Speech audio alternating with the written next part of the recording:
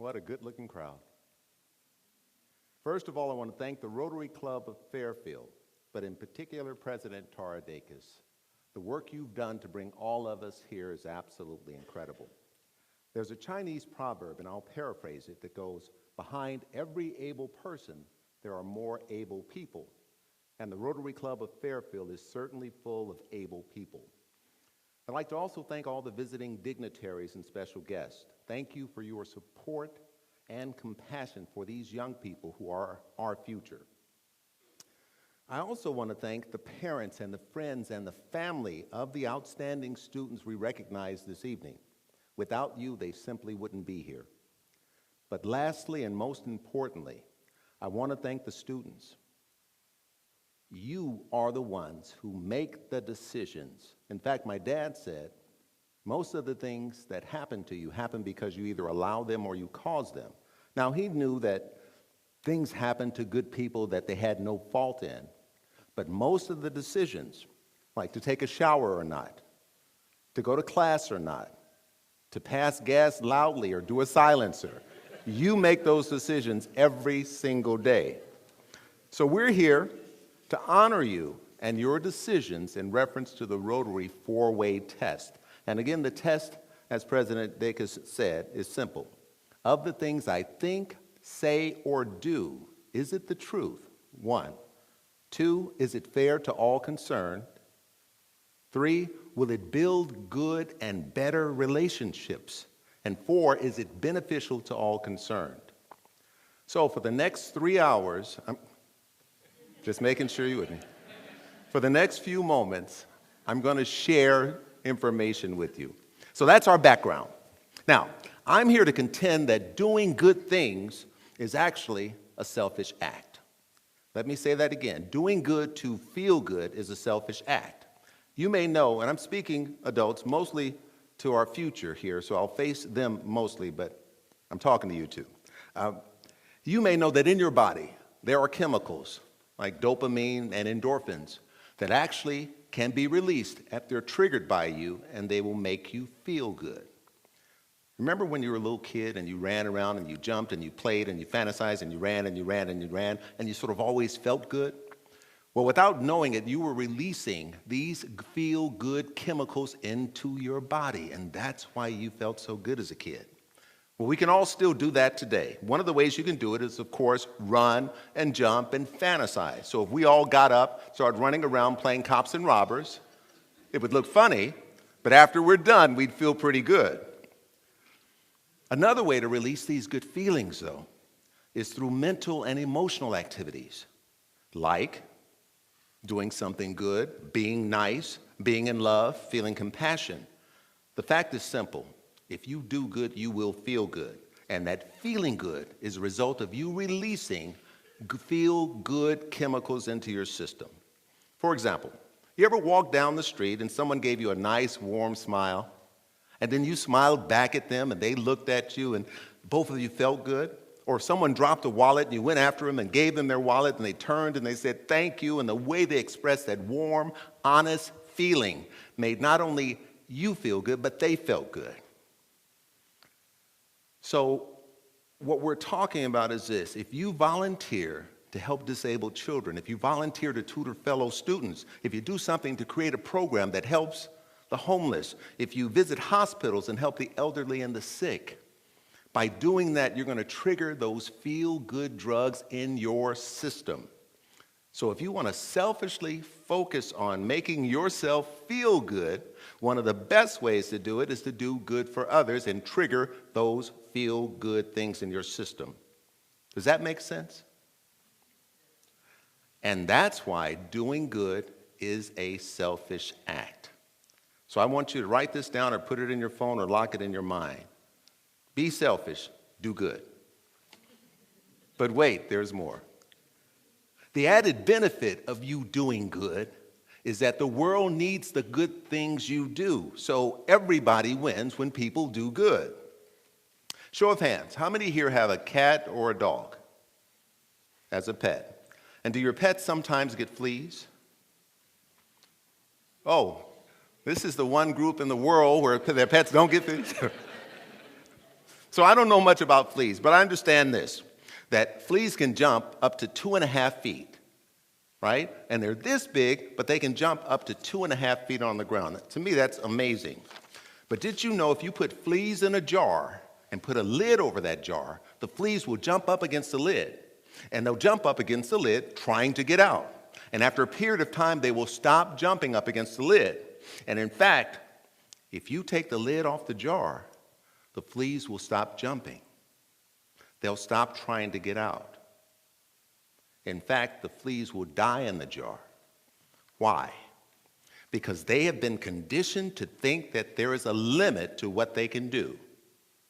Like some of your friends, like some of the folks in school, like a lot of the people in the world. But in the case of fleas, the limits were there, they were real, but once they were removed, the fleas still believed the limits were real, and therefore in their minds, the limits were real. Therefore, they didn't jump. And here's the sad part. They died in the jar, never knowing that freedom and life was just one jump away. You students have somehow realized that there are a lot of things you can do. And a lot of you know and believe there are no limits. As I read what you've done, that is absolutely clear to me. What's also clear to me is success is a learned behavior. Success and feeling good because of your success is habit behavior. And with successful habits, you won't bump against your lid. In fact, you will realize there is no lid. I'll tear things up in here. You realize there is no lid. There is no limit. So now record this. Fleas, no limits. That's just two. What was the first one? Be selfish. Do good. What's the second one? Fleas, no limits. Excellent. You'll be graded at the end of this. Now, you want to keep up the good that you do. So here's a tip. Surround yourself with good people. People who show by their actions that they are positive and trying to do the right and good things. Now, most of you, and hopefully in your family, and that are in a positive space. But if they're not, you can't shoot them. They're your family. But if you're around people who aren't positive, and if you have to be around them, don't listen to their negative stuff. So how do you deal with it? Well, while they're being negative or saying that they or you can't do something, use that negative energy to focus on the details of the thing you plan to do, and don't stop. Every time you hear a negative word, think a positive thought about the thing you're trying to do. You have to keep what makes you feel good and not let negative people, be it friends, family, or random acquaintances, destroy your good spirit, which is the thing that makes you do good, be good, and feel good every day. Show of hands, how many have an elephant? Just making sure you're listening. I don't know a lot about elephants, but I know a little more about elephants than I know about fleas. Years ago, I was watching one of the nature programs, right? And they were having a problem with the elephants on this wildlife preserve. On the show, the scientists and zoologists were just at their wits' end. Apparently, the elephants on the reserve were attacking other animals, and they couldn't figure out why. Now, normally elephants aren't aggressive.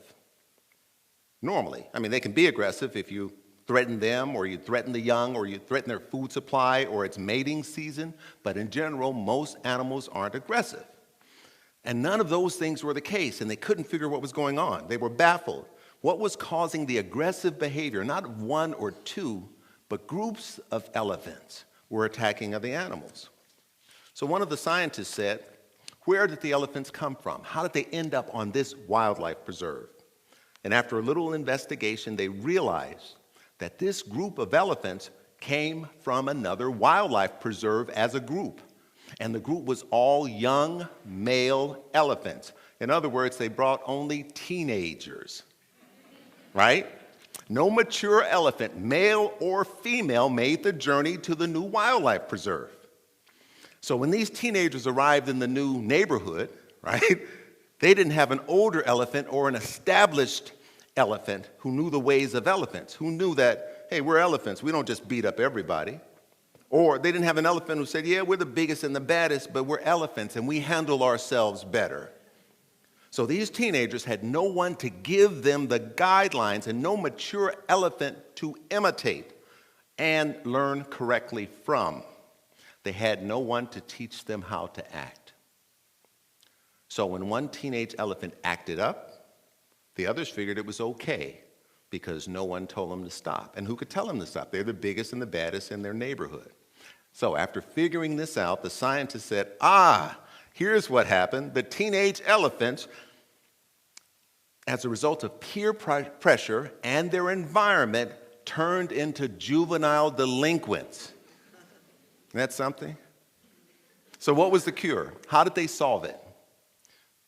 The answer was incredibly simple. They brought in men, male bull elephants, who knew how to be elephants in the neighborhood. These adult males knew they were the biggest and the strongest, but they also were mature, and they understood their power, and they respected other animals and their right to exist peacefully. And you know what happened? Within a few months, the juvenile delinquent behavior stopped. Now, this is a perfect example of why you have to be very careful about how you pick your friends. You may have a good attitude, but if you're around people with bad attitudes or doing bad things, and you're around those folks long enough, they will negatively affect your behavior. Say hi to them in school, but do not let them inside of you and what you are. Okay? Does that make sense? So here's the third thing, elephants and good friends. What was the first thing? And what was the second? Excellent. What's the third? Elephants and good friends. Excellent. We're almost done. Last tip. Do things every single day to make you feel good. Say please, say thank you, give an honest compliment, offer to help someone every single day. Now, I know you're young and I've given you a little bit of stuff to think about. And I know some of the things I talked about you might not get right now, but I know you get most of it. What does a little kid want? A little kid wants to be a big kid. What does a big kid want? A big kid wants to be a teenager. What does a teenager want? A teenager wants to be an adult so they can do everything an adult does, right? And what does an adult want? Exactly. An adult wants to be as carefree as a little kid. What do I want? I want you to live fully every moment of your life. So enjoy this moment. Enjoy where you are. You will never be this age again. Have fun and enjoy the magic of being a teenager. But know that many of the things you do and think and learn right now will either hurt or help you the rest of your life. When I was under 9 years old, I thought, like you, that my parents and other adults and my big brother and sister, I just thought they knew everything. And then when I was about 10 to 16, they all appeared incredibly stupid to me. I thought I was smarter and knew more than my parents. Does that sound familiar? I used to think things like, what do they know about what's going on, right? What do they know about how things are now? And then from about 17 to 20, I realized my parents were just human, right most of the time, wrong some of the time.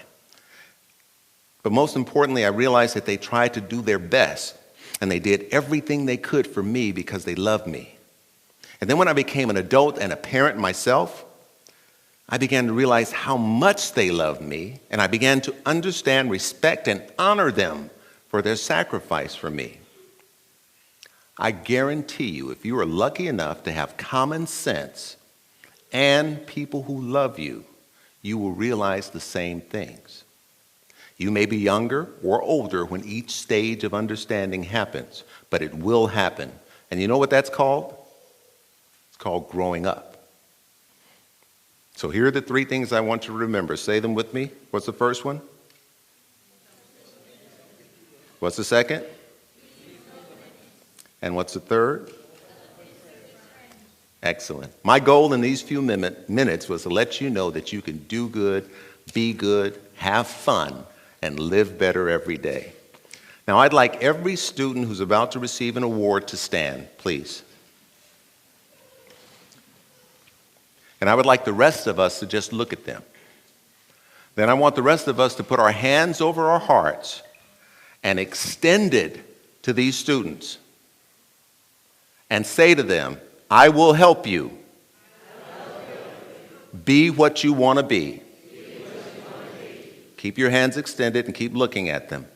There's an African proverb that says, if you want to go fast, go alone. But if you want to go far, go with others. Students, look around at these faces. Look at these people. Look at this love. These are your others. Go far. Thank you.